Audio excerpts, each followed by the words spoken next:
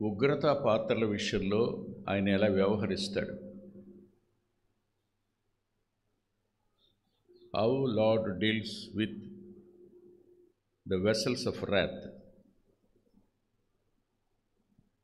నెబుకద్నెజరు ఉగ్రతా పాత్ర. సహజంగా దేవుని పిల్లల మీద ఎవరైనా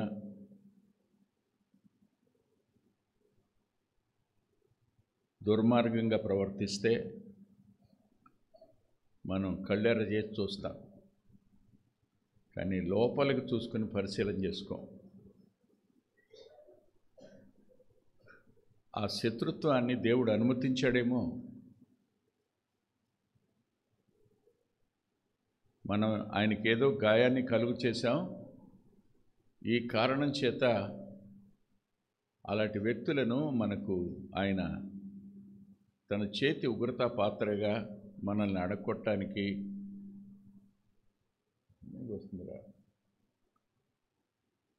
అణగొట్టడానికి, సరిచేయడానికి,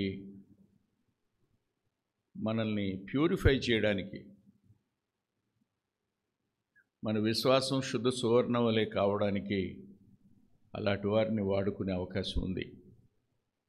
వాళ్ళ కోసం ప్రార్థించండి, వాళ్ళ మీద పగబెట్టుకోకండి. వాళ్ళ కోసం విజ్ఞాపన చేయండి, వారి మార్పు కోసం. అంతేగాని వాళ్ళు నాశనం అయిపోవాలని కోరుకోకండి. దేవుని పిల్లలు ఎప్పుడూ ఏ శత్రువు నాశనం కావాలని కోరుకోడు. అలా కోరుకుంటే మన కుమారత్వానికి అవమానం వస్తుంది. దేవుడు ఎవరితో వ్యవహరించాలో అలా వ్యవహరిస్తాడు. మనం చేయవలసిన పని ఒకటే, let us examine ourselves first, then let us pray for our enemies. శత్రువుల కోసం ప్రార్థించండి అన్నాడు ప్రభు. ఇంకొక మాట కూడా అన్నాడు, మిమ్మల్ని శపించే వారిని దీవించండి అన్నాడు. ఎప్పుడన్నా అన్నావా మనం? గాడ్ బ్లెస్ యూ అన్నావురా? సంఘాన్ని బాధ పెట్టేవాళ్ళని దేవుడు మిమ్మల్ని దీవించును గాకని ఎప్పుడైనా అనుంటావా? అన్ని రాష్ట్రాల్లో సంఘం పడే బాధలను చూసి ఏడ్చాం, బాధపడ్డాం. వీలైతే వెళ్ళి చిత్త కొట్టేసి వస్తే బాగుండు అనుకున్న వాళ్ళే ఉన్నారు. కానీ దేవుడు మిమ్మల్ని దీవించునుగా కన్నా దైవికమైన మనస్సు మనకి ఎక్కడుంది? దేవుడు ఎందుకు అనుమతించాడో ఆలోచించాలి. కానీ వాళ్ళ ఉగ్రతను బట్టి మనం వాళ్ళ మీద తిరగబడమని ఎక్కడా లేఖనం లేదు. మనం మన స్థాయిలో వారి కొరకు విజ్ఞాపన చేయబద్దులమై ఉన్నాం. మనం దేవునికి ఇష్టంగా మారితే, మన ప్రవర్తన దేవునికి అనుకూలమైంది అయితే తప్పకుండా దేవుడు తన కార్యాన్ని చేయకుండా మానడు. తప్పకుండా చేస్తాడు. అతని అంతఃపురంలో నమ్మకస్తులు 4 ఉన్నారు. మరి మన సహవాసంలో 3 ఉన్నారా?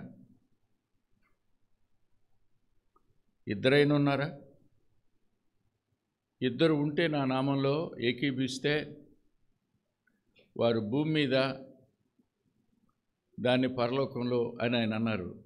కానీ 2 కూడా లేని సహవాసాలు కలిగి మనం ఉంటే దేవుని కోపం రాదా?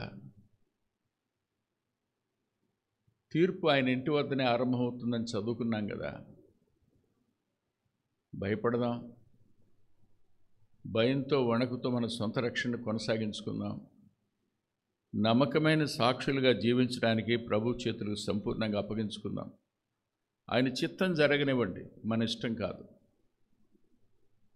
మన ఇష్టాన్ని నెరవేర్చుకోవడానికి మనం చేస్తే that is going to become permissive will. అది అనుమతించబడిన దేవుని చిత్తం అవుద్ది. దానివల్ల వచ్చేటువంటి ఫలితం ఏదైనా, కాన్సిక్వెన్సెస్ ఏవైనా మనమే అనుభవించాలి. ప్రమాదం ఉంది. దేవుడు ఈ కాలంలో అనుమతించాడు. ఈ కాలంలో మనం ఉన్నాం. పితరులు వెళ్ళిపోయారు, శ్రేష్ఠులైన వాళ్ళంతా వెళ్ళిపోయారు. మనలాంటి బలహీనులు మిగిలాం. మనం ఆయన రూపంలోనికి రావడానికి అనుమతిస్తున్నాడు అనే ఒకే ఒకటి మన మనసులో పెట్టుకుని ఆయన తన కార్యం చేయడానికి ఎప్పుడూ సమర్థుడు, కానీ మనం నమ్మకస్తులంగా ఉండాలని మాత్రం గుర్తుపెట్టుకోండి. ఈ రోజున మరొక సంఘటన దగ్గరికి వెళదాం. దానియేలు గ్రంథం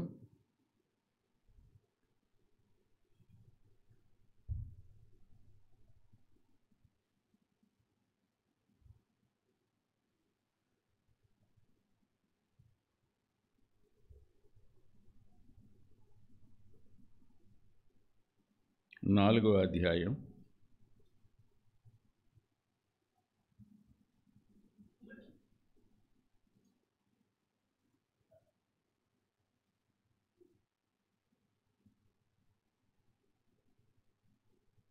4వ వచనం. నెబుకద్నెజరును నేను నా ఇంట విశ్రాంతియు నా నగరమందు క్షేమమును కలవడనే ఉండి. ఆగుదాం.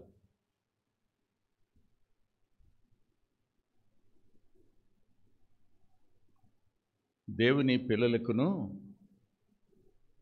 దేవుని శత్రువులకు ఉన్న వ్యత్యాసం ఇక్కడ స్పష్టంగా కనపడుతుంది. ఎలా ఉన్నాడు ఆయన చెప్పండి? విశ్రాంతిగా ఉన్నాడు, క్షేమంగా ఉన్నాడు. కానీ అతను ఏ పరిస్థితిలో ఉన్నాడు? 29వ వచనం చదవండి. ఒక క్షణం ఆగండి.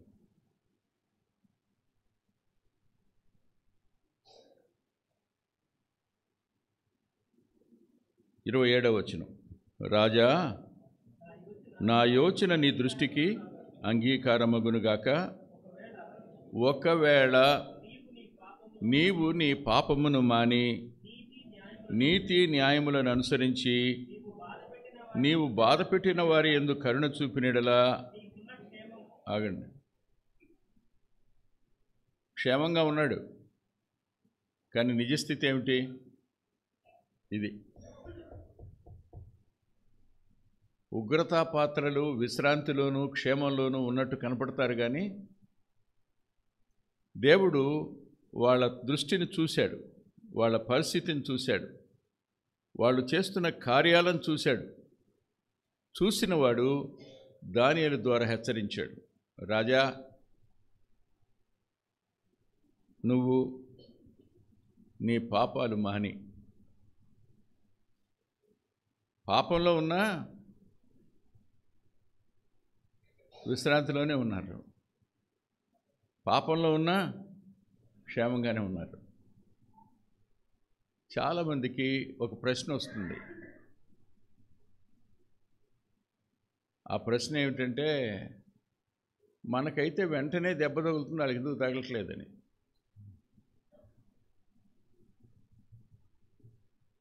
మనం ఏదైనా చిన్న పొరపాటు మాట్లాడితే వెంటనే దెబ్బ తగులుతుంది, మనం ఏదైనా అనకూడని మాట అంటే మనకి దెబ్బ తగులుతుంది, కానీ వాళ్ళకి ఏమీ తగలటలేదు అని మీరు అనుకుంటారు కదా. వాళ్ళు కూడా తాము తప్పు చేసి తాము పొరపాట్లు చేసి పాపంలో ఉంటూ కూడా క్షేమంగా ఉన్నాము అంటే ఇది పాపం కాదనుకుంటారు. మేము ఎవరికీ నష్టం కలుగు చేయలేదనుకుంటారు. నేను సత్యమే మాట్లాడాను అనుకుంటారు. మేము కింద రాస్తాడు చూడండి అక్కడ 27లో, బాధ పెట్టలేదనుకుంటారు. మేము నీతిని అనుసరిస్తున్నాం అనుకుంటారు, కానీ వాళ్ళు నీతిని అనుసరించటం లేదని, పాపంలోనే ఉన్నారని, వారు బాధ పెడుతున్నారని,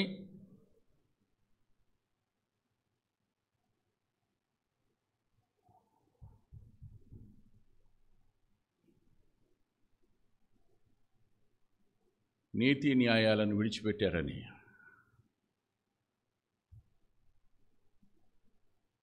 వాళ్ళకి ఉన్న అధికారం, వాళ్ళని పొగిడే మనుషులు, వారి మాటలను నమ్మి వాళ్ళు ఏం చెప్తే అది నిజమని నమ్మే మనుషులు ఉన్నంతకాలం ఏ వ్యక్తి తన లోపాన్ని తను ఒప్పుకోలేడు. సాధ్యం కాదు. ఇలాంటి పరిస్థితుల్లో ఉన్న అతనికి ఏమేం జరిగినాయో చూడండి. 1, నాకు భయము కలిగెను. చివరి మాట, నన్ను కలత పెట్టెను. దేవుడు అలాంటి వ్యక్తులతో ఎలా మాట్లాడాలని తెలుసు. అలాంటి వ్యక్తి అంతరంగానికి భయం ఎలా పుట్టించాలో తెలుసు. సమస్త ప్రజలు నెబుకద్నెజరుకు భయపడతారు, కానీ ఆ ఉగ్రతాపాత్ర అంతరంగంలో భయాన్ని కలుగు చేయగలిగిన వాడు దేవుడు. అర్థమైందా మీకు? నెబుకద్నెజరు పేరు చెప్తే యెరూషలేములో ఉన్న మిగిలిపోయిన ప్రజలు ఎలా ఉండుంటారు? మళ్ళీ వస్తున్నాడంట నెబుకద్నెజర్ అని అంటే కాలిపోయిన గుమ్మాలు, కూలిన ప్రాకారాలు, ఎత్తుకొని పోయిన దేవాలయపు పాత్రలు మొత్తం ఏమీ లేవు. మళ్ళీ తిరిగి వస్తున్నాడు అంటే ఎలా ఉంటుంది వాళ్ళకి? మామూలు భయమా? దేశం వదిలిపెట్టి దూరంగా పారిపోయిన సందర్భాలు ఉన్నాయి వాళ్ళకి. కానీ అలాంటి వాని అంతరంగాన్ని how God can deal with those vessels, అలాంటి పాత్రలతో దేవుడు ఎలా వ్యవహరిస్తాడు? వారి అంతరంగంలో భయం కలుగు చేయడానికి ఆయన కత్తి పట్టుకోకర్లా,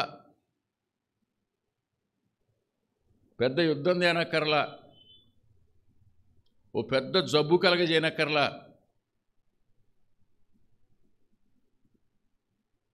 మ్యాటర్ ఆఫ్ 15 minutes డ్రీమ్, కేవలం 15 నిమిషాల కళ అంతే. 15 నిమిషాల కళ అతనికి వణుకు పుట్టించింది. భయభ్రాంతుడైపోయాడు, కలతలోకి వెళ్ళిపోయాడు. కిరీటం లేదా, భద్రత లేదా, క్షేమం లేదా, నెమ్మది లేదా. ఇప్పుడు విశ్రాంతి ఉన్నట్టేనా? భయం లోపలుంటే విశ్రాంతి ఉన్నట్ట? లేదుగా. గుర్తుపెట్టుకోండి, అంత గొప్ప దేవుణ్ణి కలిగి ఉన్న మనం ఆయనకు తగినట్టుగా బ్రతకలేకపోవడమే ఆయనకి దుఃఖానికి కారణం, ఆయన బాధ పెట్టడానికి కారణం. దేవుడు ఒక వ్యక్తి అండి, ఆయన బాధపడతాడు. దేవుడు ఒక వ్యక్తి అండి, ఆయన నొచ్చుకుంటాడు. దేవుడు ఒక వ్యక్తి అండి, ఆయన మనల్ని బట్టి వేదన చెందుతాడు.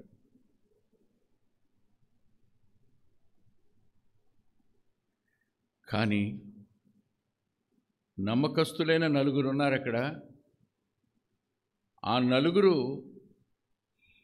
ఇంతకుముందు దైవత్వం ఏమిటో అర్థమయ్యేలాగిన ఆ ఉగ్రతా పాత్రకు దేవుని చేత ఉపదేశించబడిన 4 పాత్రలుగా, కరుణా పాత్రలుగా నిలిచారు వాళ్ళు.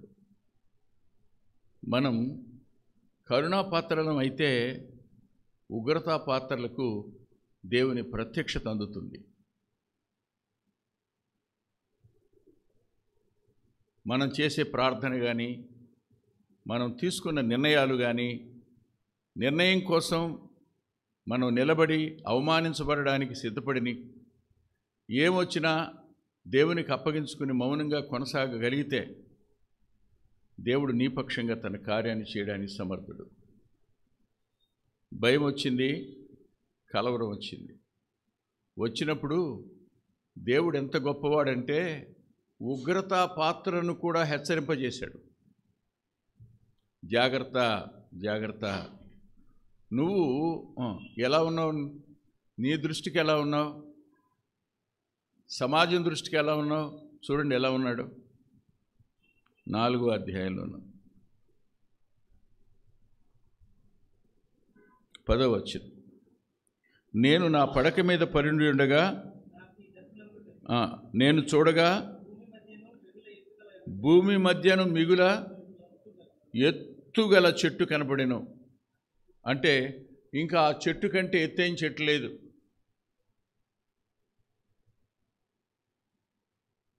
That is only the highest tree అని అడుగుతా. ఆ కాలంలో ఉన్నతమైన చెట్టు అదొకటే.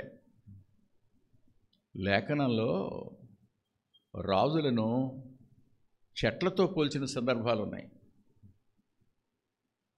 ఏ సందర్భంలో పోల్చారో తెలుసా? ఇలాంటి సందర్భంలోనే పోల్చారు. నేను 1-2 ఉదాహరణలు మీకు చూపిస్తాను, చూడండి దయచేసి.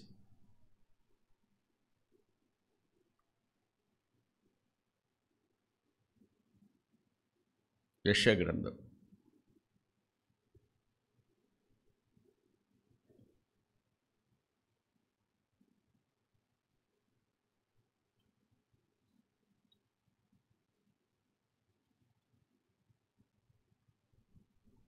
2వ అధ్యాయం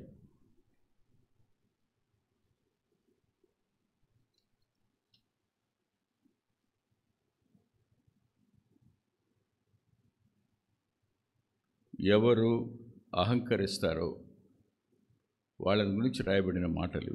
2వ అధ్యాయం 12వ వచనం నుంచి చదువుదాం. అహంకారాతిశయములు గల ప్రతిదానికి, ఔన్నత్యము గల ప్రతిదానికి విమర్శించు దినమొకటి సైన్యములకు అధిపతికి యెహోవా నియమించి ఉన్నాడు. అవి అణగదొక్కబడును. ఔన్నత్యము కలిగి అతిశయించు లెబానోను దేవదారు వృక్షములన్నింటికి, బాషాను సింధూర వృక్షములన్నింటికి. చాలండి.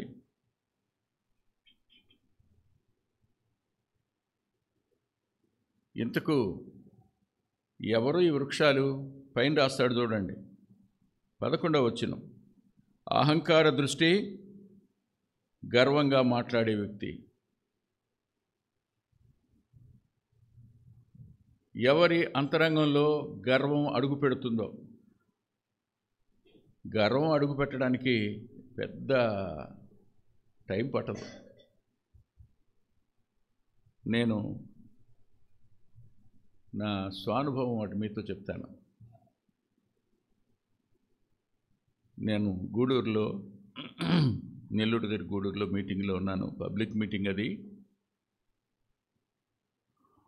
ఆ మీటింగ్లో మాట్లాడుతుండగా ఫినేహాసుని గురించి ఆ రోజు వర్తమానం నాకు ఇంకా జ్ఞాపకం ఉంది. సుమారుగా నియర్లీ 28 or 29 years బ్యాక్, 30 కూడా ఉండొచ్చు ఆ టైంలో.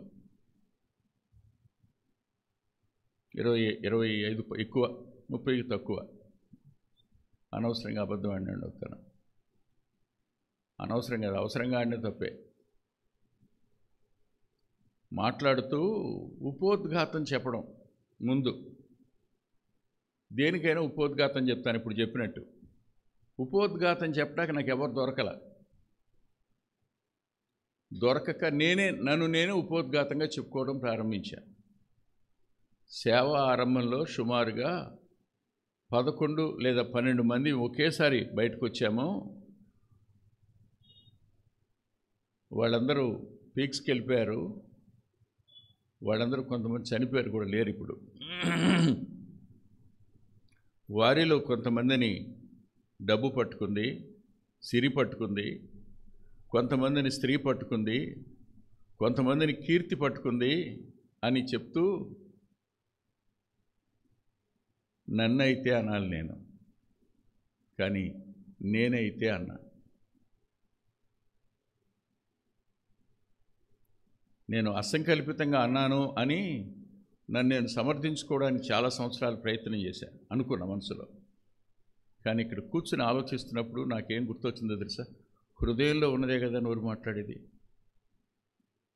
అంటే నీ మనసులో ఎక్కడో వాళ్ళందరికంటే నేను శ్రేష్ఠుడనే భావం నీలో ఉంది కాబట్టి ఆ మాట నీ నోటు వెంట వచ్చిందని. ఆ ఒక్క అహంకారయుక్తమైన మాట జీవితాన్ని ఎంత గలిబిలి చేసింది అంటే, ఎంత శత్రుత్వాన్ని వచ్చిందంటే, ఎన్ని విధాల పోరాటాన్ని ఎదుర్కొన్నాను అంటే చెప్పడానికి వీలు కాదు. అహంకారయుక్తమైన ఒక్క మాట అంటే నేను మాట్లాడలేదా, మాట్లాడనా కాదు.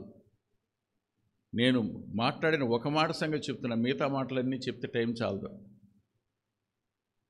ఆ తరువాత నేను వెళ్ళిన పరిస్థితి కానీ, ఇప్పటికీ దాని తాలూకు దుఃఖం కానీ నా మనసులో అలాగే ఉంది.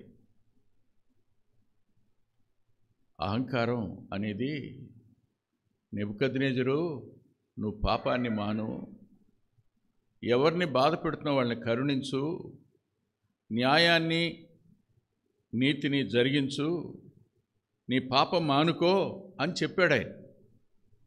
ఏమెరిగి? భవిష్యత్తు ఎరిగి. చివరికి ఏమవుతాడని? ఒకరోజు ఖచ్చితంగా గర్వం వస్తుందని. ఉగ్రతా పాత్రలకు గర్వం వస్తేనే ఓర్చుకోలేని దేవుడు ఆయన పిల్లలమైన మనలోనికి ఆ గర్వం వస్తే ఎలా ఓర్చుకుంటాడు? మీరే చెప్పండి. దేవుని ఎరగని వారి జీవితాల్లోనికి గర్వం వస్తేనే ఓర్చుకోలేనివాడు మన జీవితాల్లోనికి గర్వం ప్రవేశిస్తే ముందుగా అతనికి వార్నింగ్ ఇచ్చాడు. దానియేలు ద్వారా హెచ్చరిక చేశాడు, జాగ్రత్త. దేనికి? పశ్చాత్తాపడు. ఉగ్రతా పాత్రకే పశ్చాత్తాపడే అవకాశాన్ని దేవుడిచ్చాడు. ఇక్కడ నాకు ఆశ్చర్యం కలిగించిన మాట చెప్తాను, చూడండి. మీరు 29వ వచనం చూడండి. పైన చెప్పినదంతయు రాజు అయిన నెబుకద్నెజరుకు సంభవించింది. 12 నెలలు గడిచిన తరువాత పశ్చాత్తాపడడానికి 1 year టైం ఇచ్చాడు. ఎవరికి? నెబుకద్నెజరుకి. మనకి ఇంకెక్కువ వేస్తున్నాడు, కానీ మనం పశ్చాత్తాపడం. మనం ఎవరిని క్షమాపణ కోరం. మనం మంచివాళ్ళమనే అభిప్రాయం మనకి. నేనే తప్పు చేయట్లేదని అభిప్రాయం మనకి. నెబుకద్నెజరుకి 12 నెలల అవకాశం ఇచ్చాడు పశ్చాత్తాపడడానికి. 12 నెలల తర్వాత ఏం కనపడుద్ది? చూడండి ఏం కనపడిందో. 30వ వచనం. రాజు బబులోనును ఈ మహాపట్టణమును నా బలాధికారము, నా ప్రభావ ఘనత, నా రాజధాని నేను కట్టించినది. ఎన్నిసార్లు నే అనుకున్నాడు? 4 times. నేను, నా అనే పదాలు అహంకారయుక్తమైనవి, గర్వానికి సంబంధించినవి. రక్షించబడిన ప్రతివాడు పరిశుద్ధాత్ముని చేత ఒప్పించబడి దీనుడవుతాడు. దేన్ని బట్టి గర్విష్టి కాలేడు. ఆయన గర్వాన్ని గురించిన రాసిన మాటలు చదివితే భయం అవుతుంది. ఒక మాట చెప్పిన, మన ఒంట్లో ఉన్న వెంట్రుకలు నిలబడతాయి. గర్వం అంత ప్రమాదకరమైంది. ఇతరుల కంటే నేను గొప్పవాణ్ణి అనే ఆలోచన, ఈ కార్యం నా వల్ల జరిగిందనే ఆలోచన, ఇది నేను చేశాను అనే ఆలోచన, నేను అనే ఆలోచన భావం దగ్గరికి వచ్చిన ప్రతి వ్యక్తి అతడు గర్వంలోకి వెళ్ళినోడే. గర్వానికి మూల పురుషుడెవరు? యెషయా గ్రంథంలో రాస్తాడు, తేజో నక్షత్రమా, వేకువ చుక్క, నేను మహోన్నతునికి పైగా నా సింహాసనం వేసుకుంటాను. ఎవరు? పాపానికి మూల కారణం గర్వం. అక్కడి నుంచి అన్నీ పుట్టాయి. రక్షించబడి దేవుని సాధనమయ్యి దేవుని పని చేస్తూ దేవునికి సాక్షిగా ఉంటూ రాకడొస్తుంది ఎత్తబడతాం అనుకుంటూ గర్విష్ఠులంగా బ్రతకడం అనేది, is it right in the sight of God? దేవుని దృష్టిలో అది న్యాయం అవుతుందా?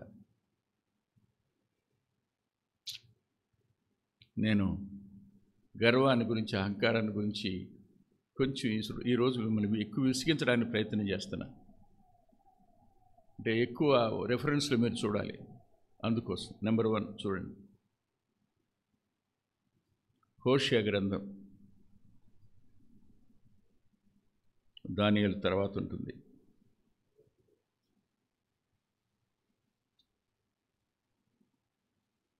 13వ అధ్యాయం.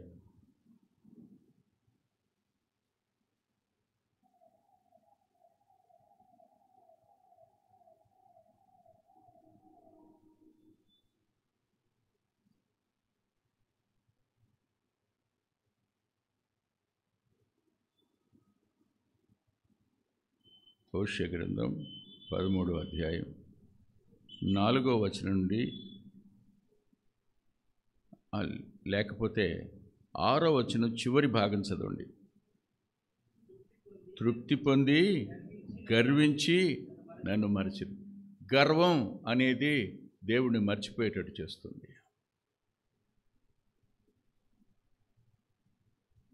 అందుకనే కావాలి నన్ను జ్ఞాపకం చేసుకోవడానికి దీన్ని చేయండి అని.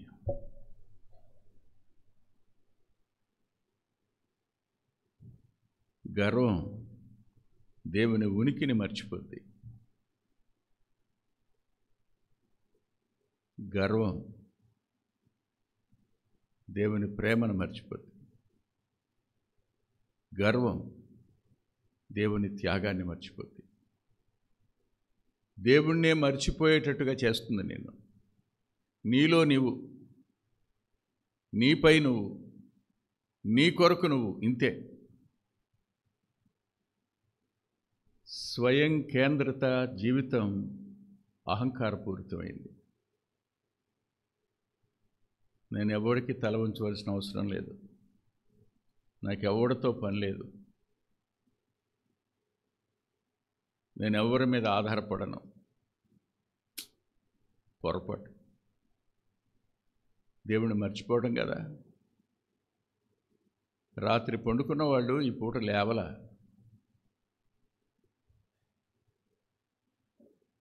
లేచినా నడవలేకపోతున్నారు ఇవాళ. రాత్రి బాగానే ఉన్నారు, ఉదయాన్ని కళ్ళు కనపడడం మానేసాయి.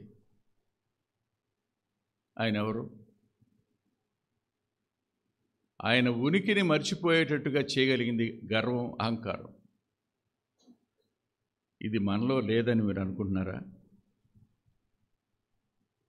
దేవుణ్ణి అత్యధికంగా దుఃఖపరిచేది ఏదైనా ఉంటే గర్వమే.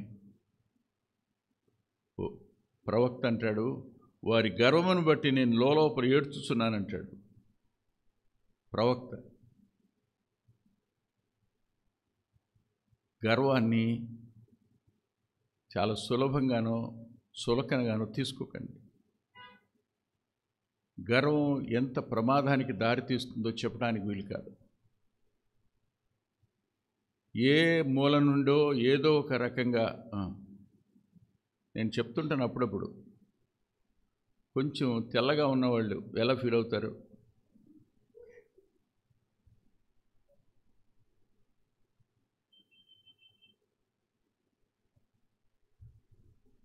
వైట్ స్కిన్ ఎలా ఫీల్ అయ్యేట్ చేస్తుంది? మాట్లాడండి. అతని దగ్గరికి ఎన్నిసార్లు తీసుకెళ్తుంది? కెమెరా ముందు నిలబడినప్పుడు ఎవరి ముఖం మీద నవ్వు ఎక్కువ కనపడుద్ది? అవునా? అంటే కొంచెం తెల్ల రంగు చర్మం ఉంటేనే మనిషి ఎలా ఫీల్ అవుతాడు? అంతే అనుకుంటున్నారా? తెల్లటోడు కంటే నల్లటోడు ఇంకెక్కువ గర్విస్తాడు. అతని గర్వం అంటే నల్లటోడి గర్వం ఎలా ఉండదు సార్? ఎండలోకి వెళ్తే ఎంత ఫేడ్ అయిపోతారు బ్రదర్, మా కలర్ చేంజ్ కాదు. గర్వం ఏ రీతిగానైనా లోపలికి వచ్చేస్తుంది. Be cautious, be cautious. భయం కలిగి ఉందాం. గర్వం ఈ రీతిగా రాదని అనుకోవద్దు.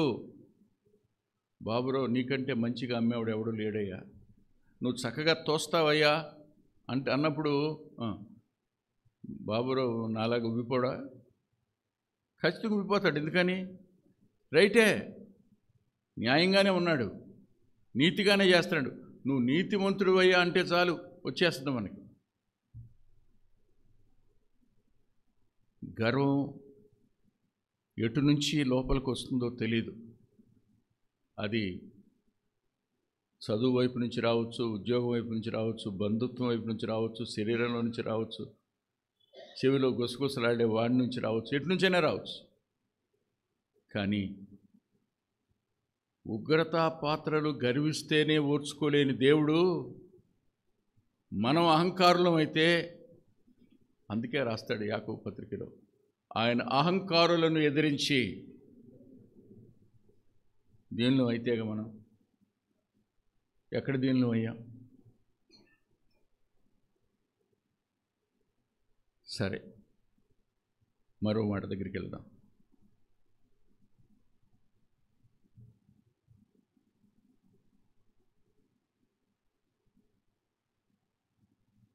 సామెతల గ్రంథం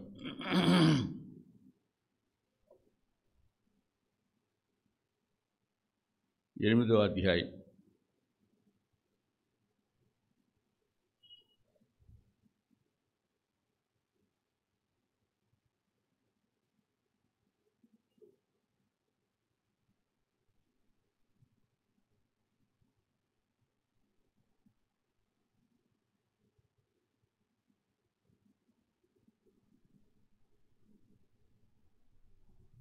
13వ వచనం. యెహోవా యందు భయభక్తులు కలిగి ఉండుట చెడుతనమును అసహించుకుంటే గర్వము, అహంకారము, దుర్మార్గత. గర్వం అనేది దేవునికి అసహ్యమైంది. కుటిలమైన మాటలు దేవునికి అసహ్యాలే.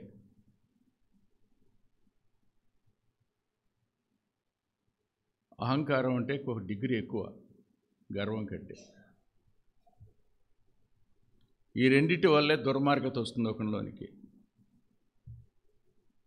గర్వం అక్కడితో ఆగదు, అది అహంకారంగా మారుతుంది.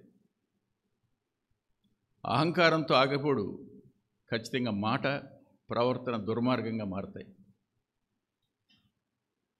మాట వచ్చినప్పుడు అవి ఎలా బయటకు వస్తాయి తెలుసా? కుటిలమైన మాటలుగా బయటకు వస్తాయి. కుటిలమైన మాట అనంటే ఎదటివాడి మనస్సుని పాడు చేసేది, ఒక వ్యక్తి సాక్ష్యాన్ని పాడు చేసేది, ఒక వ్యక్తి మీద ఉన్న అభిప్రాయాన్ని పాడు చేసేది కుటిలమైన మాట. అక్కడికి తీసుకెళ్ళదు. గర్వం దేవుణ్ణి మర్చిపోయేటట్టు చేస్తుంది. గర్వం దేవునికి మనల్ని అసహ్యులుగా చేస్తుంది. కానీ మన అంతరంగాల్లో గర్వం సింహాసనం మీద కాదు ఉంది, టూగుటుయ్యాల్లో ఉంది.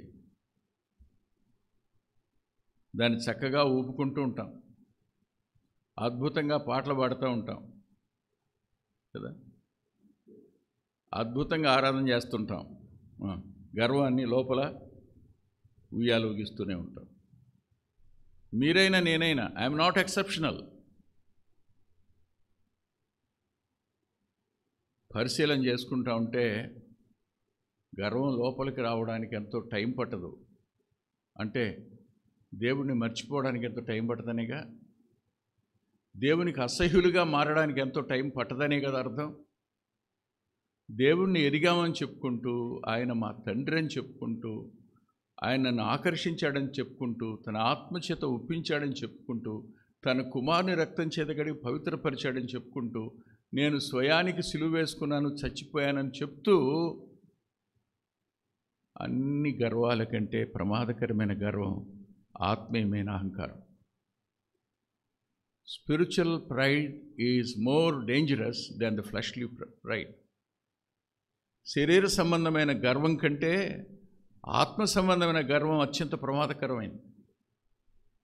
దేవుని పిల్లల్లో ఇది ఉంటుంది. ఇది 2, 3 దగ్గరికి రండి.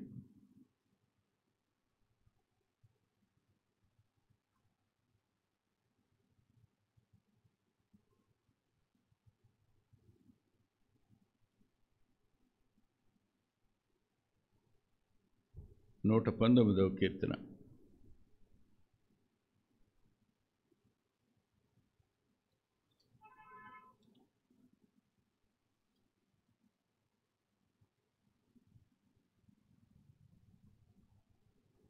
ఇరవై 21వ వచనం. గర్విష్ఠులను నీవు గద్దించుచున్నావు. ఎవరు గర్విష్ఠులు? ఒకరికంటే ఒకడు గనుడని ఎంచుకో అన్న సంగతి మర్చిపోయినవాడు గర్విష్ఠుడు. చేతనైతే నువ్వు చేయగలిగిన సాయం చేయి అన్నవాడు దాన్ని మర్చిపోతే గర్విష్ఠుడు. అలాంటి వాడు మరలా తిరిగి శాపగ్రస్తుడవుతాడా? ఎంత బాధ. ఆశీర్వాదంగా మనం మన కుటుంబానికి సహవాసానికి ఉండవలసిన మనం గర్విష్ఠులమై శాపానికి కారకులు అవుతాం. గర్వం ఎంత ప్రమాదకరమైందో చెప్పడానికి వీలవదు.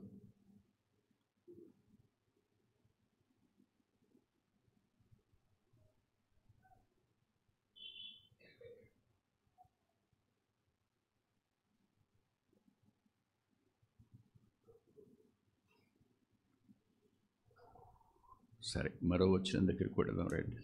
యెషయా గ్రంథం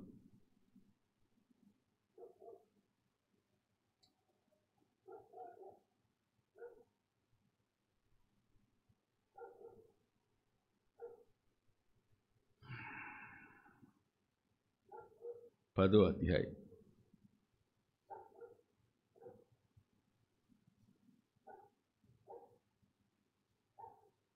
12వ వచనం. కావున సియోను కొండ మీదను యెరూషలేము మీదను ప్రభు తన కార్యమంతయు నెరవేర్చిన తరువాత నేను అషూరు రాజు యొక్క హృదయ గర్వము వలని ఫలమును బట్టి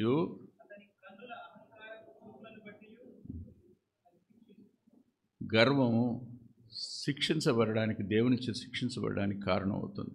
punishment.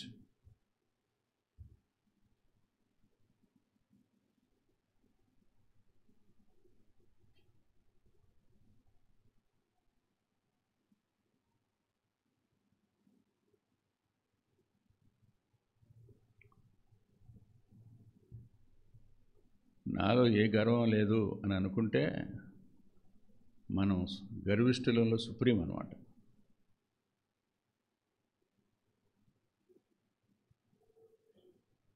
Confession, realisation and confession, ఈ రెండు లేని ఏ వ్యక్తి అయినా గర్విష్ఠే. దానియేలు ఆ కళను విని గంటసేపు విస్మయం ఉందాడట. 1 hour వెలువెల్లాడిపోయాడు. రాజు అన్నాడు, బెల్తషాజరు, నువ్వు కలవరపడబాకు, పర్లేదు చెప్పు అంటే, రాజా ఇది నీ శత్రువులకు కలుగును గాక అన్నాడు. నీకు రావాల్సింది కాదు, నీ శత్రువులకు కలుగును గాక అన్నాడు. అని అయినా నేను చెప్తున్నాను, నీ పాపాన్ని నువ్వు మానుకో, నీ గర్వాన్ని నువ్వు విడిచిపెట్టు, దీనుడుక. దీనత్వం అనేది దేవుని ఉనికిని, దేవుని సన్నిధిని నువ్వు అనుభవించడానికి అత్యున్నతమైనటువంటి ప్రిన్సిపల్. అది నువ్వైనా నేనైనా. దినాలు గడిచే కొద్దీ వ్యక్తులంగా మనం దీనులం కావాలి, ప్రేమలో పెరగాలి, క్షమించటంలో పెరగాలి.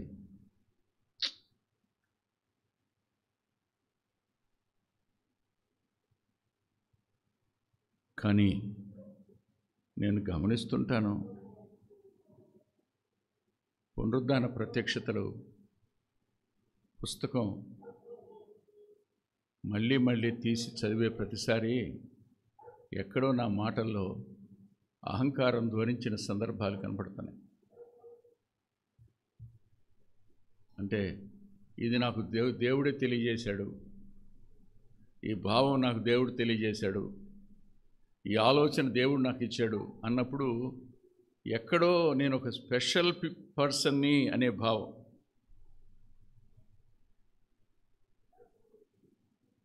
పొరపాటు కదండి. ఆయన ఈ మట్టి ఘటాలలో మహిమైశ్వర్యాన్ని ఉంచడానికి ఇష్టపడినవాడు గనక ఇక్కడ నిలబడేది. ఆయన కరుణించాడు కాబట్టి సహవాసంలో కూర్చుని ఉన్నది. కానీ ఎంత త్వరగా గర్విష్ఠులం అవుతామో తెలుసా?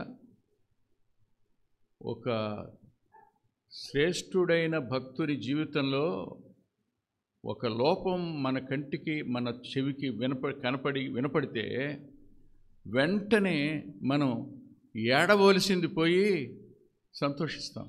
అంటే ఎవరు మనం కదా? లేదు. దినాలు గడిచే కొద్దీ మన అడుగులు దీనత్వం నుంచి చాలా దూరంగా జరిగిపోయాయి. ప్రేమ క్షమాపణ నుంచి చాలా దూరంగా జరిగిపోయాయి. బాధ పెట్టడం మానలేదు మనం. అన్ని పాపాలకు మూల పాపమైన గర్వం ఇంకా మనలో పెనవేసుకునే ఉంది. పశ్చాత్తాపడం.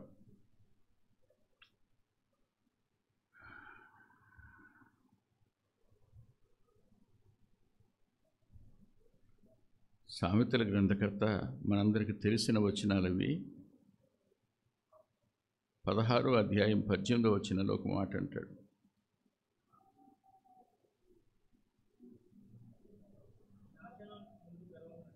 నాశనమునకు ముందు గర్వము నడుచును.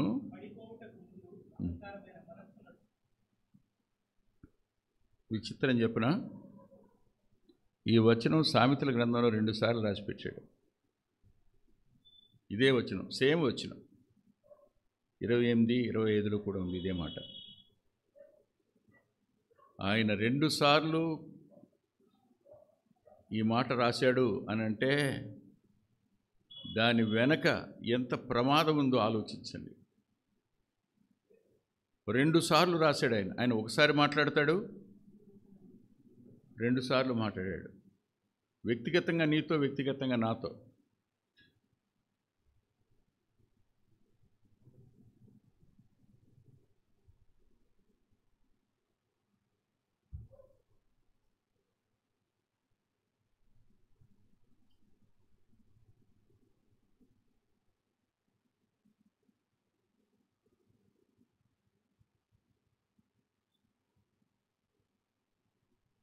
పడిపోవడం, గర్వం, నాశనం. నాశనం అనే పదానికి నిత్య నాశనం అనే అర్థమే కాదు.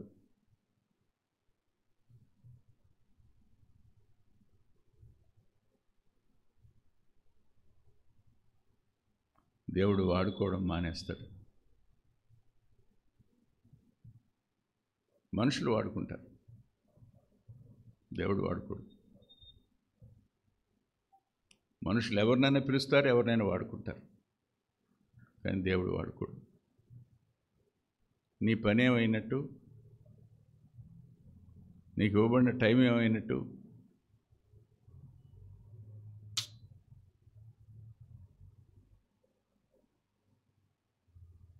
పెరిష్ అనే పదం నిత్య నాశనాన్ని చూపించేది అని అనుకుంటే భూమి మీద నిరుపయోగంగా అయిపోవడానికి కూడా చూపిస్తుంది. నాకు బాగా జ్ఞాపకం ఉంది, పేరు చెప్పను. మంగళగిరి మీటింగ్లో కలుసుకున్నాను. ఆయన వాక్యం చెప్పేటప్పుడు నేను చిన్నపిల్లాడిని, ఆయన వస్తే బాగుండు అనుకునేవాడిని. అమ్మ మీటింగ్కి వెళ్దామని తీసుకెళ్తే వెళ్ళి వెనకాల కూర్చుని, ఇది ప్రక్కింటి ఆయన యేసునేసిన గారు, ఆయన తీసుకెళ్తే కూర్చుని, ఆయన వస్తే బాగుండని, ఆయనకి అప్పట్లో ఎజ్డి మోటార్ సైకిల్ ఉండేది. ఎవరు మాట్లాడుతున్నా మనసు ఎజ్డి మీద ఉండేది నాది. ఎజ్డి సౌండ్ రాగానే అమ్మయ్య ఇప్పుడు బాగా మాట్లాడతాడు, ఆయన వస్తాడు. విచిత్రం ఏంటంటే ఆఫ్టర్ సో మెనీ ఇయర్స్ మేమిద్దరం ఒకే స్టేజ్ మీద మాట్లాడడం. ఆ తర్వాత చాలాసార్లు మాట్లాడాం. ఆ రోజు ఆయన ముందు మాట్లాడి నాకు వర్తమానం ఇచ్చినప్పుడే భయం అనిపించింది. అయిపోయాక గదిలోకి వచ్చి ఇద్దరమే ఉన్నాం. ఆయన వెళ్ళేటప్పటికీ మోకరించున్నాడు. నేను ప్రార్థన చేసుకుని కూర్చున్నా. లేచి ఒక మాట అన్నాడు, బాబు, దేవుడు నిన్ను వాడుకుంటున్నాడయ్యా, నన్ను వాడుకోవటం మానేశాడయ్యా. ఆయన కళ్ళ నిండా నీళ్ళున్నాయి. నేనన్నాను, లేదండి, కృపే కదా. అదే నాన్న, ఆ కృపకు మేము దూరం అయిపోయాం. వాళ్ళ డబ్బు వచ్చింది, వాళ్ళ స్థాయి వచ్చింది, మేమున్న ఆర్గనైజేషన్ ప్రెసిడెంట్లు అయ్యాం, కానీ వాళ్ళ వాక్యం లేదయ్యా. We last the word of God. దేవుని వాక్యాన్ని కోల్పోవడం కంటే ఒక విశ్వాసికి దిక్కులేని తనం మరొకటి ఏంటో చెప్పండి. ఒక సంఘ పెద్దకైనా, సువార్థికునికైనా, ఎవరికైనా, కాపరికైనా దేవుని వాక్యం లేకపోతే ఉగ్రతా పాత్ర అతిశయిస్తుందని దేవునికి తెలుసు, గర్విస్తాడని తెలుసు. ముందుగా హెచ్చరిక చేశాడు. హెచ్చరిక చేసి 12 నెలలు వెయిట్ చేశాడు. పశ్చాత్తాపడతాడేమో. మన విషయంలో అది కాదా? చూడండి ప్రకటన గ్రంథం.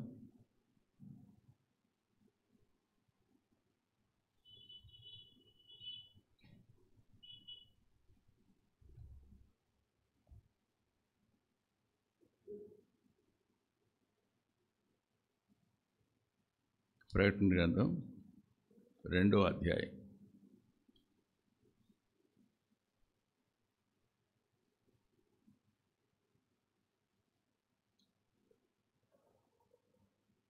ఇరవై 21వ వచనం.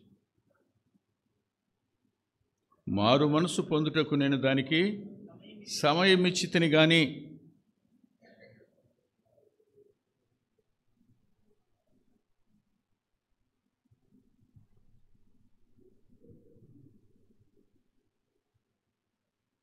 తుయతైరా సంఘానికి దేవుడు చేస్తున్న హెచ్చరిక ఏమిటంటే, ఆ సంఘంలో ఓ బోధ ఉంది. ఆ బోధ 20వ వచనం. నీ మీద తప్పు ఒకటి, అందరూ చదవండి. ఏమనగా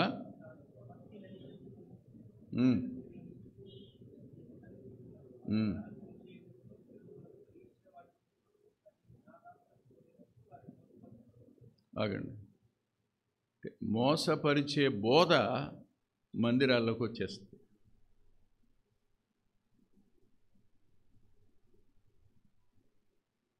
because of women's ministry. Jezebel అనే ఓ స్త్రీ, అలాంటి వ్యక్తి సంఘంలో ఉంది. అలాంటి వ్యక్తి సంఘంలో లేకపోయినా ఆ వ్యక్తిని ఆధారం చేసుకుని బోధ చేసేటువంటి ఆ భావజాలాన్ని సంఘంలోనికి చొప్పించి దేవుని యందలి భయాన్ని తీసేసి వాక్యాన్ని వాక్యంగా అనుసరించకుండా చేసేటువంటి ప్రయత్నం.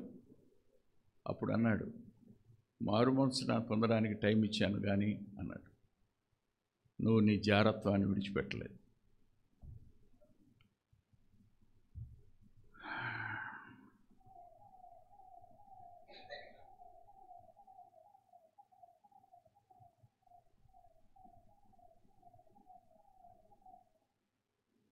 నెబుకద్నెజరుకి టైం ఇచ్చాడు, హెచ్చరించాడు, టైం ఇచ్చాడు. గర్వం యొక్క ఫలితం అతని జీవితంలో స్పష్టంగా మన కళ్ళ ముందు చూపించాడు.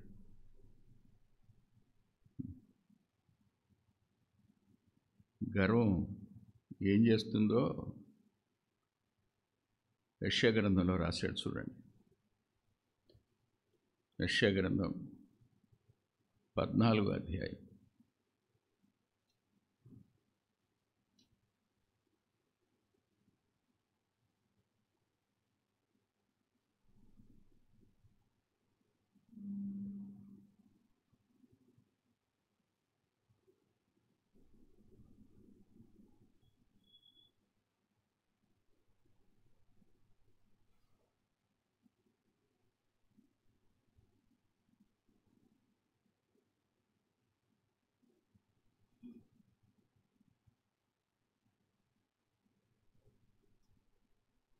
12వ వచనం.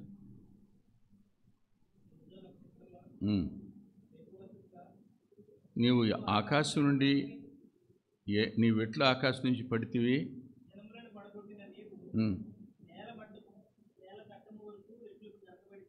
నరకబడే అనుభవం, కూలిపోయే అనుభవం, కొట్టివేయబడే అనుభవం.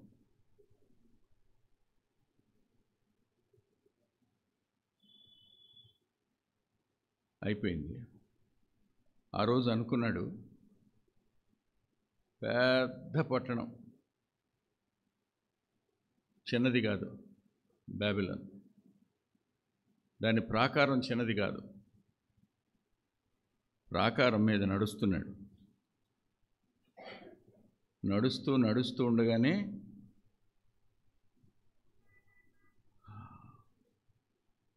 ఈ మహాపట్టణము నా బలాన్ని, నా అధికారాన్ని, నా ప్రభావాన్ని కనపరచడానికి నేను కట్టించింది నా రాజధాని.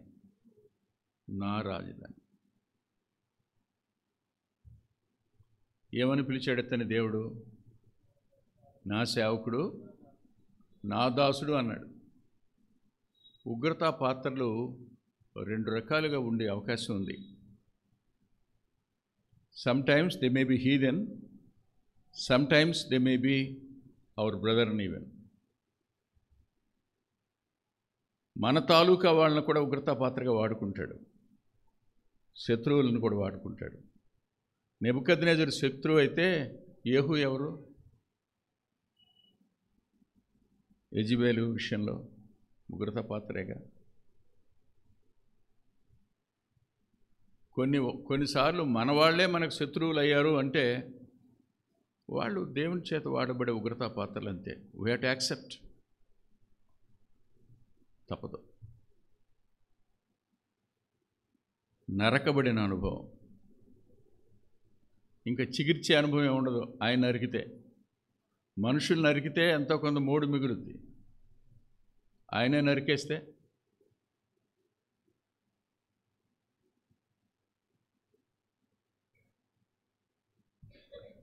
ఈ మాటలు దుఃఖంతోనే చెప్తున్నాను.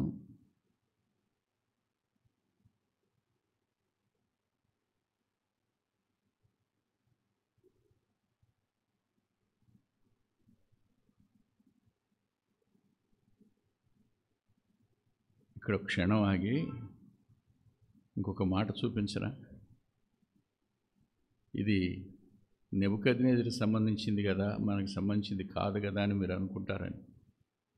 సామెతల గ్రంథం దగ్గర రండి ఒకసారి.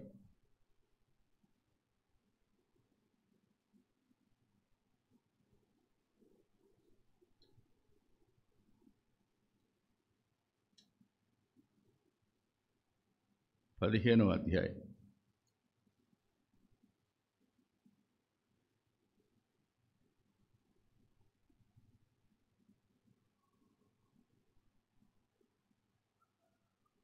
మూడవ వచనం చూడండి. యెహోవా కన్నులు ప్రతి స్థలము మీద ఉండును. అంతేగా? అంటే ఆ పాత్రలే బాదు, ఈ పాత్రను కూడా చూస్తున్నాడుగా ఆయన. ఇక్కడ మనిషి చేత హెచ్చరించాడు. మళ్ళా 31వ వచనం, దానియేలు గ్రంథం 4:31. రాజు నోట ఈ మాట ఉండగా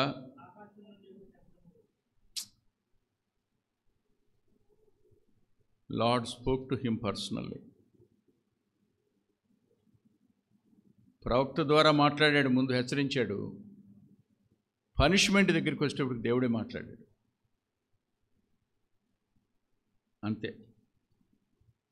ఏది దానియేలు చెప్పాడో అదే పరలోకం నుంచి స్వరం వినపడి, నీ రాజ్యము నీ యొద్ద నుండి తొలగిపోయింది, తమ యొద్ద నుండి మనుషులను తరుముతారు, నువ్వు అడవి జంతువుల మధ్య నివాసం చేయొచ్చు, పశువుల వలె గడ్డి మేసెదవు.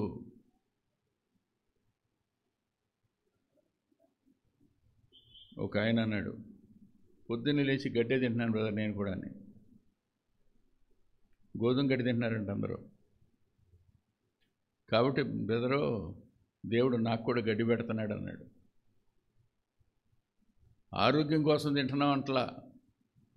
నాకు నెబుకద్నెజరే గుర్తొస్తున్నాడు. తిన్న ప్రతిసారి అతనే కాదు, నాకున్న అహంకారానికి నాతో కూడా గడ్డే తినిపిస్తున్నాడు ఆయన. అందరూ ఏమో చెప్పండి, కొవ్విన వాటిని అవన్నీ తింటుంటే వెంకటరత్నం లాంటి వాడు ఏం తింటున్నాడు? గడ్డేగా. గర్విష్ఠులో గడ్డి పెడతాడు ఆయన, అంతే,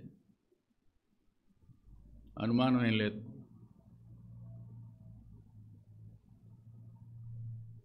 ఆరోగ్యం అంటాం, డాక్టర్లు తినొద్దా అంటారు. రైటే, ఎందుకు తినొద్దన్నారు? కొవ్వు ఎక్కువైంది కాబట్టేగా.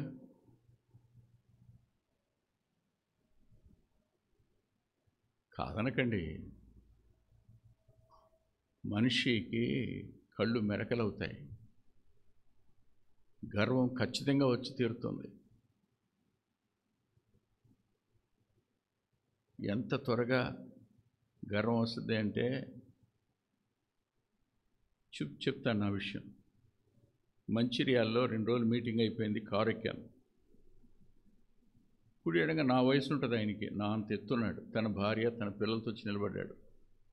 నిలబడి, అయ్యా మీ దగ్గరికి వచ్చానండి, ఎన్నో సంవత్సరాల నుంచి కార్యక్రమం చూస్తుంటాను మీది, మిమ్మల్ని చూడాలని వచ్చానండి, ఇంత దూరం. ఎక్కడి నుంచి వచ్చాడు ఆయన? అక్కడికి వచ్చానండి, మీకు చిన్న కానుక ఇవ్వడానికి వచ్చానండి అనని. అయ్యా నేను ప్రతి సోమవారం రాత్రి మిస్ అవ్వకుండా చూస్తా, మళ్ళీ రిపీట్ అయినప్పుడు కూడా చూస్తా అని అంటే, ఆవిడ వచ్చి, అయ్యా చూడటం కాదయ్యా, ఏడుస్తా చూస్తాడయ్యా, నువ్వు మాట్లాడుతుంటే ఏడుస్తూ ఉంటాడయ్యా, టీవీ పెడతాడు, ఏడుస్తా కళ్ళు తుడుచుకుంటూ చూస్తాడయ్యా. నాకు అప్పుడేమనిపించలా. కారు కొంచెం ముందుకెళ్ళాక నా వెనక తమ్ముడు ఉన్నాడు, భద్రాచలం ప్రసాద్ గారు. అన్నయ్య, ఇలాంటి వాళ్ళు మీకు ఎంతమంది ఉన్నారో కదా.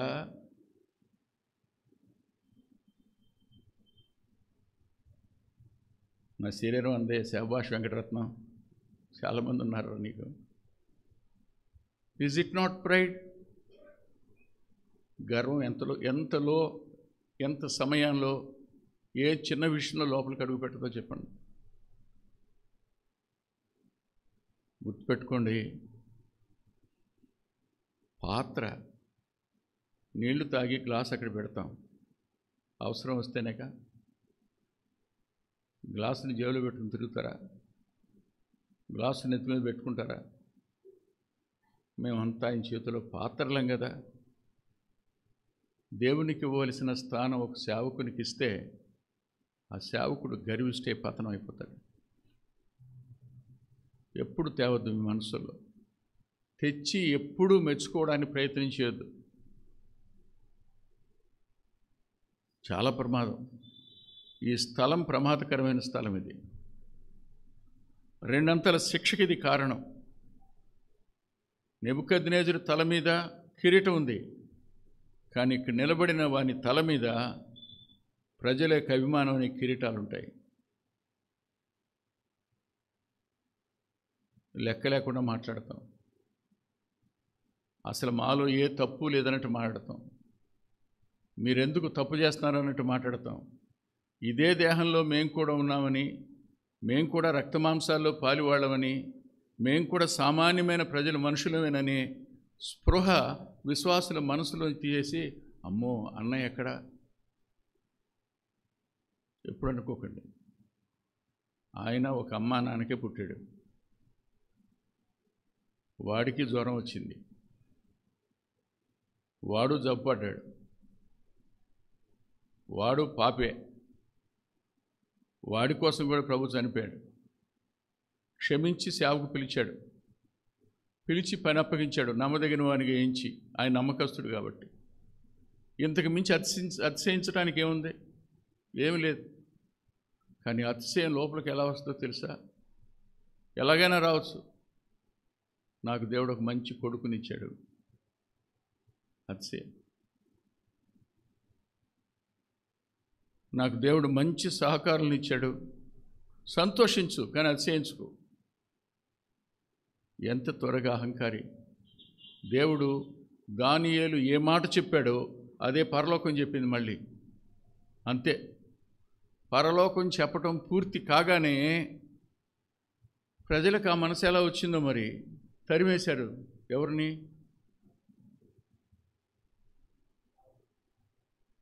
నెబుకద్నెజరుని తన అంతఃపురంలో నుండి ప్రజలు బయటకు తరిమేశారు. ఉగ్రత పాత్రల విషయంలో ఆయన అనూహ్యమైన కార్యాలు చేయడానికి సమర్థుడు. కానీ దానియేలు వంటి వారు ఉంటే కదా నిజం తెలిసేది. అందుకనే మందపాడులోనే ఉండేవాడు ఆయన, జాషువా గారని. ఆయన సినిమా స్టైల్ పాట, అందుకనే ఎప్పుడు పాడను నేను. గర్వం అణిచి గద్దెను దించి గనులనైనా మేపవా గడ్డి, రేయి పగలు నీ పదసేవే జీవదాయక చేయుట మేలు అనే పాట. చాలా బాగుంటుంది పాట. కాకపోతే ఆ దినాల్లో సినిమా ట్యూన్స్ తీసుకుని పాటలు కట్టారు. అదొక టైము. ఆ తర్వాత తమిళ్ ట్యూన్స్ తీసుకుని పాటలు కట్టారు. అదొక టైము. ఆ తర్వాత ఇవాళ సినిమా ట్యూన్స్ తీసుకుని పాటలు కడుతున్నారు. ఇదొక టైము. చెప్పలేం. కానీ ఆ దినాలే బాగున్నాయి. వాళ్ళు బాగా చదువుకున్న వాళ్ళు కాదు, కానీ వాళ్ళ ప్రతి పదం ఒక వర్తమానం. ఆలోచించండి. వెళ్ళిపోయాడు, ఎంతో మనకు తెలియదు, ఎన్ని రోజుల్లో తెలియదు, ఎన్ని నెలల్లో తెలియదు, ఎన్ని సంవత్సరాల్లో తెలియదు. అది మర్మంగా ఉంచాడు. అంటే విడుదల పొందే time that was kept silent still. 7 కాలాలని ఎప్పుడు చెప్పడం, రహస్యంగా చెప్పాడు. పైన 12 నెలలు అన్నవాడు ఇతడు అడవిలో ఉన్న కాలాన్ని మర్మంగా ఎందుకు ఉంచాడు? అది దైవత్వం. ఒకరు లేవడానికి ఎంత టైం పడుతుందో ఇంకొకరు లేవడానికి అంత టైం పట్టాలని లేదు, ఎక్కువ టైం పట్టచ్చు. ఇదంతా అయిపోయిన తరువాత మళ్ళీ మానవ బుద్ధి వచ్చిన తరువాత ఇప్పుడు నెబుకద్నెజరు ఏమంటున్నాడు చూడండి. 4వ అధ్యాయం మొదటి 5 వచనాలు. రాజుకు నెబుకద్నెజరు లోకమంతటా నివసించు సకల జనులకును దేశస్థులకును ఆయా భాషలు మాట్లాడు వారికి ఇలాగు సెలవిచ్చుచూ ఉన్నాడు. ఏమని? మీకు క్షేమాభివృద్ధి కలుగునుగాక. మహోన్నతుడుకు దేవుడు నా ఎడల చేసిన అద్భుతములను సూచిక్రియలను మీకు తెలియచేటకు నాకు మనసు కలిగెను. ఆయన సూచిక్రియలంతో బ్రహ్మాండమైనవి, ఆయన అద్భుతములు ఎంతో ఘనమైనవి. ఆయన రాజ్యము శాశ్వత రాజ్యము, ఆయన ఆధిపత్యం తరతరములు ఉండును అని తన బ్రతుకులో ఏం జరిగింది ఇదంతా రాశాడు. తర్వాత వ్రాయించాడు. పడి లేచిన తర్వాత సాక్ష్యం ఇది. ఉగ్రతా పాత్రను కూడా సరిచేయగలిగిన దేవుడు ఆయన. అంటే తాను ఓ చిన్న పని కోసం వాడుకున్న ఉగ్రతా పాత్ర అయినా తిరిగి క్షమించడానికి సిద్ధ మనసు కలిగిన వాడు కదా. నెబుకద్నెజరుని క్షమించాడా? మళ్ళీ మానవ మనసు ఇచ్చాడా? రక్షించబడి కూడా మనం కఠిన హృదయం అంటే మృగానికి ఉండే గుండె, మృగానికి ఉన్న స్వభావం మనకి మళ్ళా తిరిగి రావడం. ఆత్మలో నుంచి శరీరంలోనికి వెళ్ళిన ప్రతిసారి మనం దేవునికి అసహ్యులం. ఆత్మలో నుండి శరీరానుసారంగా ప్రవర్తించిన ప్రతిసారి మనం శాపగ్రస్తులు అవుతాం, నెమ్మదిని కోల్పోతాం. నెబుకద్నెజరుతో ఉగ్రతా పాత్రతో దేవుడు వ్యవహరించిన తీరు ఏ స్థాయికి తీసుకెళ్ళాడు? ఎక్కడ రాచరికం, ఎక్కడ సింహాసనం, ఎక్కడ సైన్యం? ఒక మాట చెప్తే ప్రజలందరూ గడగడలాడేవాళ్ళు. అలాంటి ప్రజల చేత తరమబడిన పరిస్థితి ఎవరికి వచ్చింది? గడ్డి మేయవలసిన పరిస్థితి ఎవరికి వచ్చింది? పక్షిరాజు వంటి గోళ్ళు ఎందుకు వచ్చాయి? పక్షులు వంటి ఈకల వల్ల ఎందుకు తయారయ్యాయి? గర్వం makes everybody as a beast.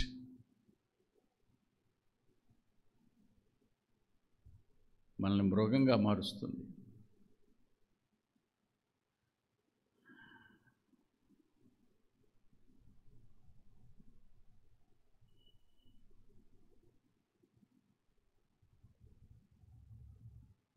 ఆఖరి మాట చూసి ముగించుకుందాం.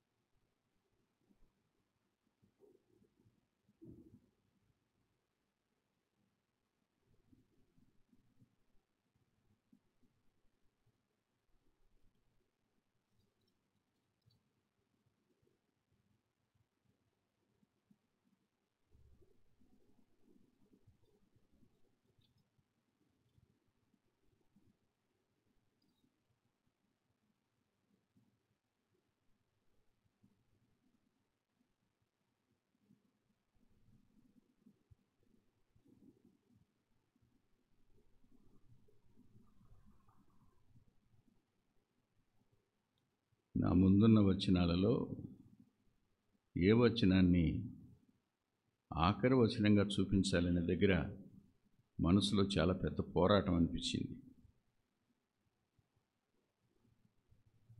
ట్రై చేస్తాను. Which is more relevant? 4, 5, 6 వచనాలు ఉన్నాయి నా ముందు.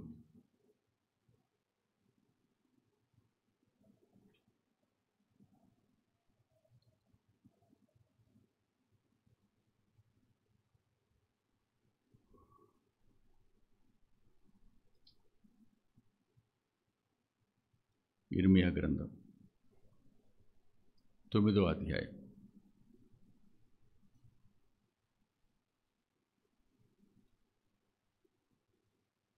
23, 24 వచనాలు. యెహోవా ఇలాగు సెలవిస్తున్నాడు, జ్ఞాని తన జ్ఞానమును బట్టి, శూరుడు తన శౌర్యమును బట్టి అతిశయింపకూడదు. ఐశ్వర్యవంతుడు తన ఐశ్వర్యమును బట్టి అతిశయింపకూడదు. అతిశయించువాడు దేవుని బట్టి అతిశయింపవలెను. భూమి మీద కృప చూపుచు నీతి న్యాయములు జరిగించున్న యెహోవాని నేనే అని గ్రహించి నన్ను పరిశీలనగా తెలుసుకున్నట్టుని బట్టి అతిశయింపవలెను.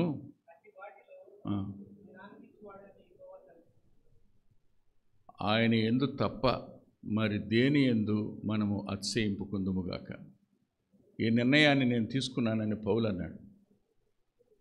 ఈ నిర్ణయం నా జీవితంలో కూడా ఉందని అనేక మంది భక్తులు చెప్పారు. మనకి ఏదైనా అతిశయం ఉంటే ప్రభు ఒక్కడే, ఇంతకు మించి ఏది మనకు అతిశయ కారణం కాదు. కలిగి ఉన్నది ఏది ఆయన లేకుండా కలగల. ఇచ్చేవాడు ఆయనే, ఏదైనా ఇచ్చేవాడు ఆయనే, సరిచేసేవాడు ఆయనే. కానీ ఏ దిక్కులో నుండి ఎటు నుంచి తడుస్తుందో తెలీదు. సొక్కా మాత్రమే తడవటం కాదు, బతుకు తడిసిపోద్ది అంతే.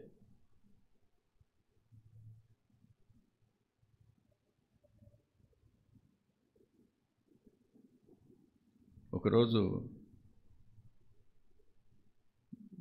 ఎక్కడో మీటింగ్కి వెళ్ళి నిద్రపోతూ ఉంటే పాపం వాళ్ళు ఆ మంచం నాకు ఇచ్చినట్టున్నారు. వాళ్ళది ఆ బిడ్డ కింద పండుకోవటానికి ఏడుస్తున్నట్టు స్పృహ ఎక్కడో. మా ఫోన్లేరా పైన పండుకోబెట్టు నా మనసు మీద అన్న. లేదన్నయ్య, ఈ పిల్లోడికి పక్క తడిపే అలవాటు ఉంది.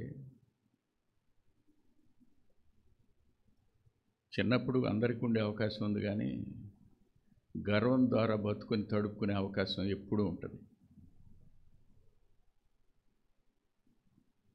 మనస్సు తడుస్తుంది, శరీరం తడుస్తుంది, ఆత్మ కూడా తడుస్తుంది. తడిస్తే వచ్చిన తిప్పలు ఏమిటంటే ఉబ్బుద్దంతే. ఎక్కువగా తడిస్తే వచ్చిన ప్రమాదం ఏంటంటే బద్దలవుద్దు కూడా. జాగరూకులు అవుతాం. ప్రభు పాదాలను పట్టుకుందాం, మోకరిద్దాం. తండ్రి, దీనులను కాపాడువాడా, తగ్గించుకొని వాడు హెచ్చించబడును అన్నారు. నన్ను నేను తగ్గించుకుంటున్నాను అని చెప్పే మాట దగ్గర కూడా ఎక్కడో అహంకార స్వరం ఉంది ప్రభువా. ఎదుటివాడు తగ్గించుకోవట్లేదు, నేను తగ్గించుకుంటున్నాననే భావం. అందుకనే గాబాలు రక్తమాంసంలో ఉన్నంతకాలం దేవునికి దూరస్తులే అని మీరు రాయించారు. ఎంతకాలం భూమి మీద ఉంటావో మాకు తెలీదు. నిన్ను బాధ పెట్టేవాళ్ళంగా కాకుండా మమ్మను బట్టి నువ్వు ఆనందించేవానిగా ఉండడం కోసం మా బ్రతుకులను ఆశాంతం మీ చేతులకు అప్పగించుకుంటూ మేలు జరిగించుమని, కృప చూపించుమని యేసుక్రీస్తు ప్రభువారి పేరిట ప్రార్థిస్తున్నాం తండ్రి. ఆమేన్.